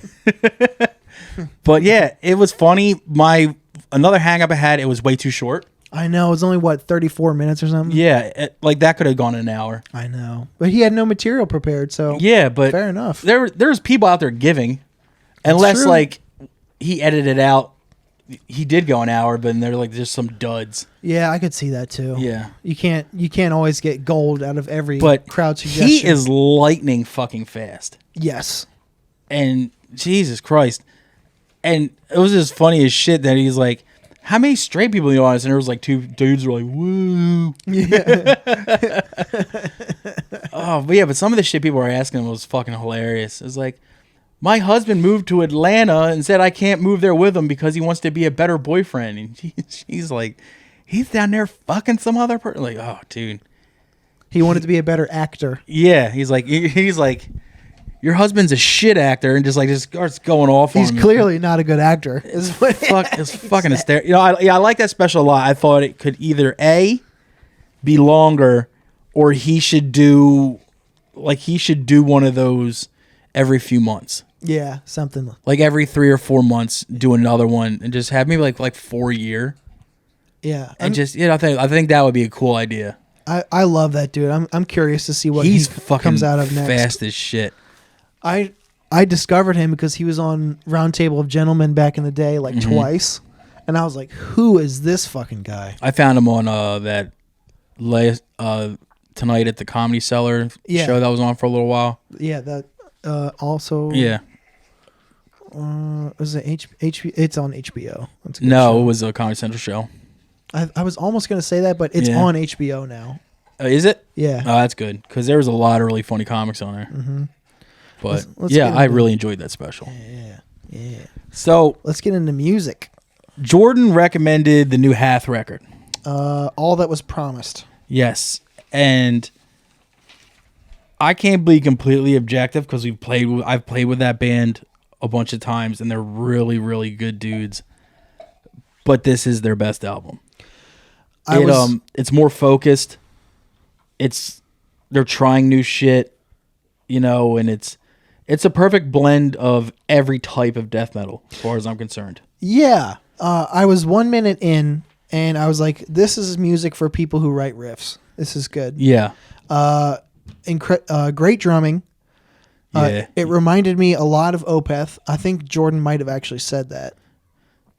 It was very dark, very heavy. I was big fan. Yeah. I'm not sure if I'll re-listen to it because it's not really a style that I go for typically. Yeah. But it's really fucking good. The second song lost me at the clean singing. Yeah, I wasn't a fan of the cleans. either. I'm not. In order for me to like clean singing in metal, it has to be real good. Oh yeah, it's one of those things. It's got to be impeccable. Yeah. And it was fine. It was fine. It's just like that's just not something I really want out of that type of metal. Yeah, fine is not good enough to Yeah. have me come back to it personally. Just Yeah. me. That song Lithopadic, best song. Yeah, I think it's song number 3. I'll agree with you on that. I think it's 4. Something like that. But yeah, it's like I hate to say like this old lady word, but it's a nice hodgepodge of just pretty much every type of metal mushed together, but in a way that makes sense and it's like fluid. It's not just a jumbled mess. It's actually quite well written and laid out and I don't know what composed, I guess is the word I'm looking for. Where are they from? They're from Philadelphia. Oh, okay. They're local boys. No shit. They're local boys. So it's it's like Opeth, but not as Swedish. Yeah. Not as trollish. Yeah. And then let's see. Yeah, that I liked it just fine. And then Mike Murrow's homework was esophagus. what the fuck is the name of it? I'm like the Killing Field or something? Kill on Command, something like that. It's something with kill in the title. Yes, thank God you sent it to me because I was just gonna like listen to random shit because Yeah. I didn't remember if It gave is us a their newest specific one or release. not. It is their newest release.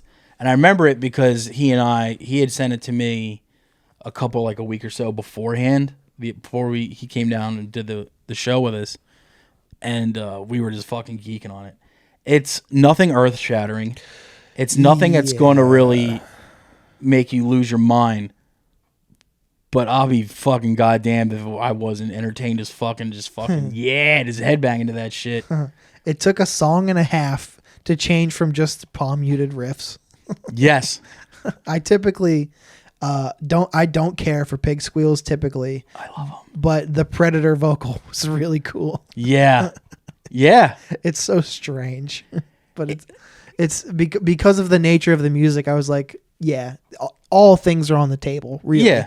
Yeah. Especially if it's executed well. It's the only thing is like it's not reinventing the wheel. No. But it's a fucking sweet wheel. You know? Yeah, the riffs were pretty fucking boring though. And the drumming was okay.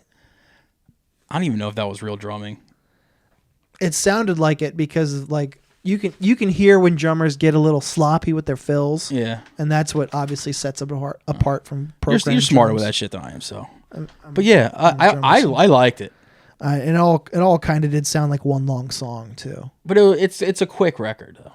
Yeah, it went by. But Yeah, I enjoyed it. If you just want a fucking, I hate to be a dick and say brainless, but it's like a brainless death metal record. It is. That still finds a way to be completely entertaining and worth listening to. Fucking listen to this shit. It's great. I love it. Okay. Entertaining, sure, but it didn't blow my skirt up. Sometimes I don't need to have my skirt blown up. I just need something that's going to fill that 20 minutes itch that I need, just to listen to a record that's... And, like, I was remembering riffs, like, after the songs were over, so they actually stuck with me, which is normally not the case with some of that more Neanderthal style of metal. Very. So I couldn't tell many of the riffs apart. I liked it. But I can see why others would not. Now, before... Oh, he also recommended... I don't know if you wrote this down. I was going to say, do you want to get into his other one? Or? Yes. Okay. Pure Bathing Culture. I fucking loved it. Loved it. That was a great recommendation. And I said something to you a couple episodes ago. You brought to me the band Muna.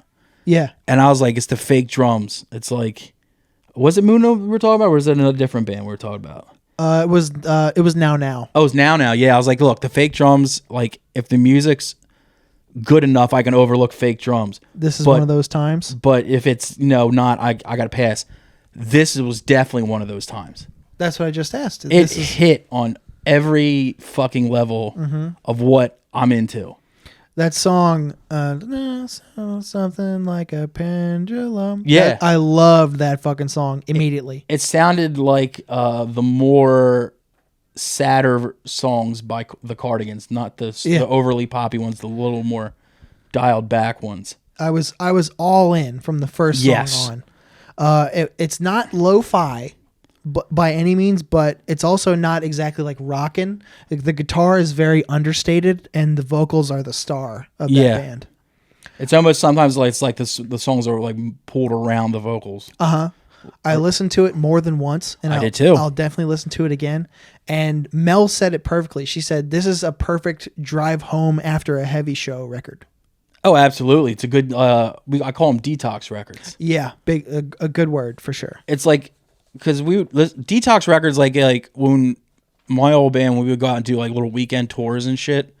The rule was no hardcore or metal in the van because like you're gonna see that every night and you don't want to get burnt out. It's punishing. So you got to find detox records or palate cleansers, and that's like when you would listen to like the sad boy shit or the singer songwriter stuff, and that would be a perfect record for that. Yeah, thank God for podcasts. Podcasts came in handy on tour a lot, and in fact, everyone else in my bands hated it because what I really liked doing was listening to comedy albums while driving. My one guitar player would be like, "Will you stop with this? You're just listening to people." Like, I'm like, "Will you listen to the fucking joke?" And he's like, "I don't want to listen to anybody talk." Almost every single time we went somewhere, one of the Jerky Boys records got played. Without fail, it happened. The Jerky Boys or the first two Adam Sandler CDs was all like, like somebody skits. Kill me, please. No, it was when he was doing like the skits and shit, like Toll Booth Willie and shit like that. Okay. Oh my God, those were constants. Because you needed something. But back to pure bathing culture. That record was so good that I actually hunted down every fucking record I could find by them to listen to as much of the discography as I could. And I'm happy to report that all their other records are just as great. Okay. That's just the most current one. Yeah. This record was from 2013, the one that Murrow assigned us. Yeah, it's fucking great. Murrow, 10 out of 10 recommendation. Yeah. This will stay in my catalog personally. So esophagus wool for me too. I'm not gonna lie to you. Fair enough. It might come on in a daily mix, and I won't turn it off, but I'm not gonna look for it. All right, no, that's just me. Now to the music that you and I recommended each other. Do you want to go first? Or want me to go first? I'll go first, just because it's on 2 pages, and I want to. Jesus Christ! It down. Only because it's in that middle part of the indent. Oh, okay. I was like, fuck! I didn't need you to write a thesis on it. It's just separated by the paper. Anyway, I was assigned Author and Punisher's Beastland. Yes. It was 2018 that it came out. Yeah. It's Godflesh without guitars. Yes. I couldn't believe that you recommended it upon listening to it. Because like you said last episode, you're like, I do not do electronic music. Yeah, purely electronic music. If it's music that has electronics in it, but also guitars, bass, drums, whatever, I'm in. Like a band like Godflesh. But when it's purely electronic, it's got to be something special for me to be like, yo, this fucking rules.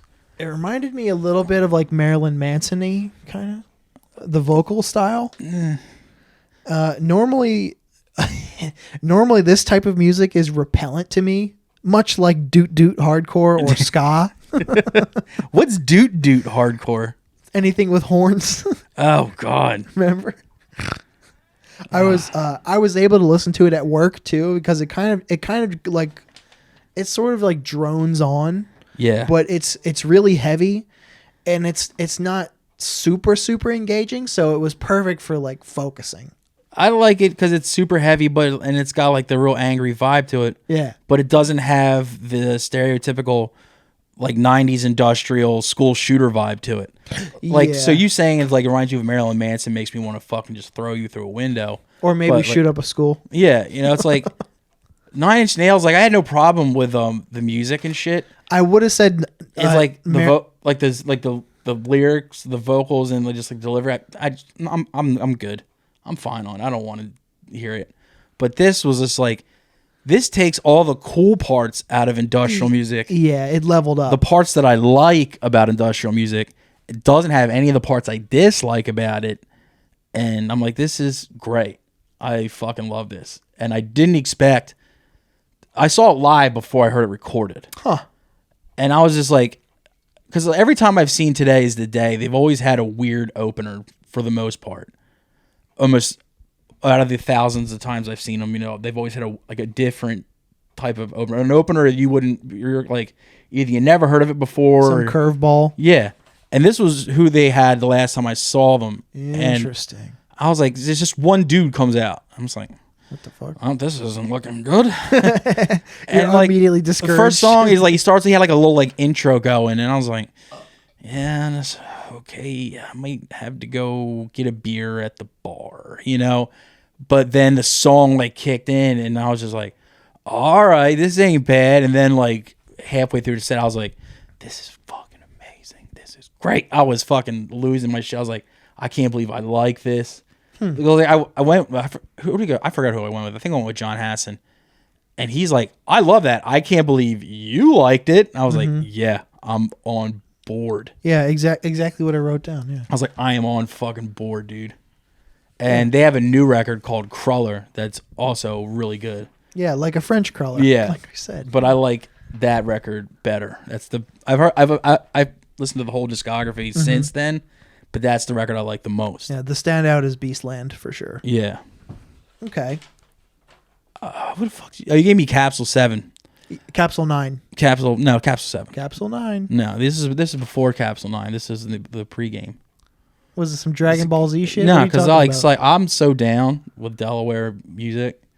I get it all early before the rest of you do. So they sent me the shit when it was just Capsule 7. And I was like, this is adequate. But, you know, hit me up when it's Capsule 9. And they were like, bet, dog.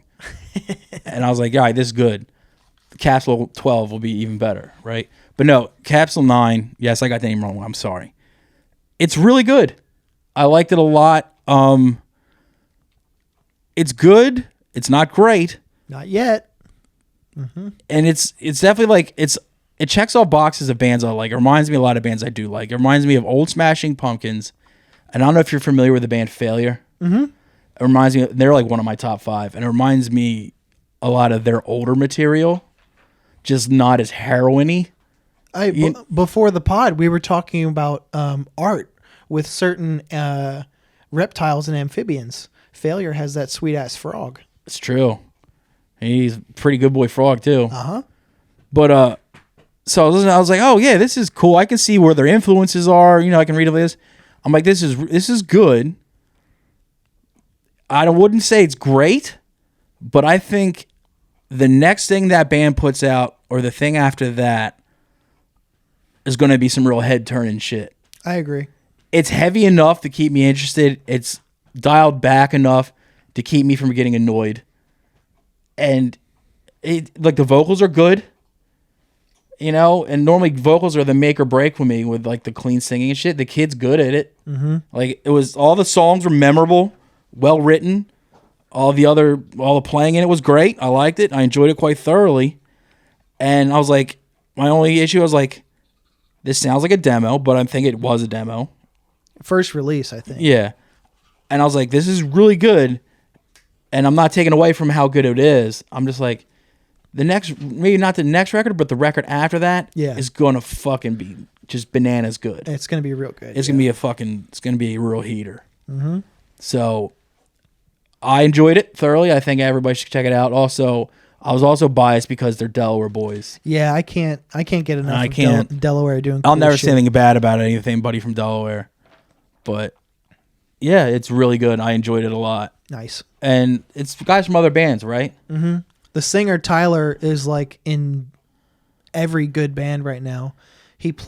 Sometimes he plays second guitar in Chemical Fix. He plays drums in Foreign Hands, and he sings for a band called Exide. Yeah, so he's just one of those guys. He can literally do anything if you put an instrument in his hands. I know. The worst. And I hate them when they're good at all of them. Possible guest of the pod? We'll see. I'd love to have him on here just so I can tell him I hate him. It's like, dude, your talent makes me fucking angry because I have none. And you can play multiple instruments and play them well, and I hate you for it. So that being said, if he ever wants to come on, you come on, buddy. Let's have a nice little sit down with him. Yeah. But yeah, it was good. So everybody go check out Capsule 9. Support our locals. Support Delaware. Above all other things. Yes. Now, let's give each other some homework, though. Do you want me to go first? Yes. I don't have anything comedy for you this week because I haven't had anything new come across that I've got absolutely positively got to tell you about that either A, I didn't find out about from you or from a past guest, or that you don't already know. All right. So there's just nothing I can just be like, yo, this is just the shit right here. And we'll double up on So the I'm music doubling then. up on music. The first one is I haven't given you any hardcore records in a while. That's true. This is one of my favorites from the 90s. So you got to go into it knowing it's a 90s hardcore record, so it's not going to be the most perfect production or anything like that. It's a band from Detroit called Earthmover. Ah, I've seen their shirts Yeah. every once in a while. Only people who are in the know bring that band up, so I'm curious. Yeah. What's the record? The record is called Death Carved in Every Word. All right. Now, the thing that sucks about the record is everywhere you find it streaming online, the track list is out of fucking sorts and shit like that. So you just gotta soldier through that. But if you're fans of early Turmoil and Indecision and stuff like that, mixed with a little more of like the 90s crunch type shit, that's right up your fucking alley. Right The dudes in the band, it eventually turned into Walls of Jericho. Okay. They got like a new singer and I think another new guitar player, and it became Walls of Jericho like way later. They have 2 LPs, and that's my favorite of the ones. Especially the song "Turnaround." The singer of Great Earthmover fucking- is the girl? No, the singer of Earthmover is the one who didn't go on to Okay. Walls of Jericho. And yeah, it's just a great like heavy 90s hardcore record. Yeah, it's called Death Carved in Every Word. The other one is something a little dirtier. It's not a hardcore record by any means. It's a band from Chicago called Sweet Cobra. Huh. It's just straight up dirty ass rock and roll. Interesting. It's just fucking, but it's great. If you're into bands like Torch and shit like that, no, fuck you anyway.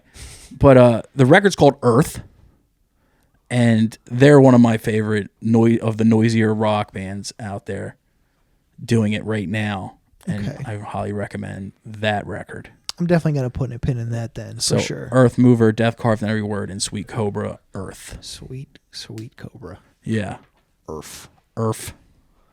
Now, for you, I got a couple things, so. Oh shit.